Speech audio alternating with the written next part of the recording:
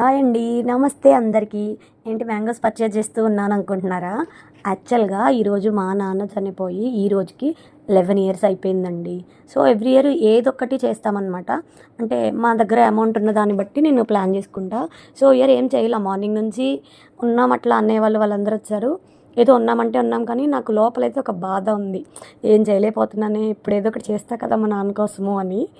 But ఎవ్వరున్నా నాతో ఎంత హ్యాపీగా ఉన్నా మా నాన్న లేని లోటు అనేది ఎవ్వరూ తీర్చలేరు. అది ఇంక నేను మాటల్లో కూడా చెప్పలేను అనమాట. నాన్న కూతుర్ని చాలా అంటే చాలా ఇష్టం మా నాన్న అంటే. ఎన్ని ఇయర్స్ అయిపోయినా ఇన్ని ఇయర్స్ అయిపోయింది కదా నాన్న చనిపోయి, ఇంకా ఎందుకు ఫీల్ అవుతావని అనటానికి లేదనమాట. ఆ బాధ ఎప్పటికీ ఉంటానే ఉంటుంది. సో ఏం చేయలేకపోయానని బాధ లోపల లోపలే ఉంది. పైకి బాగానే ఉన్నా.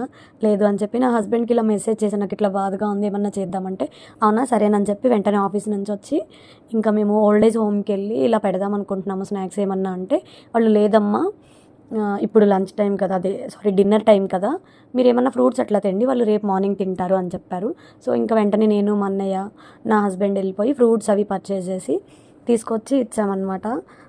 అంటే నాకున్నంతలో నేను ఏదో ఒకటి చేస్తాను. ఎవ్రీ టైం ఏదో ఒకటి చేస్తూ ఉంటా.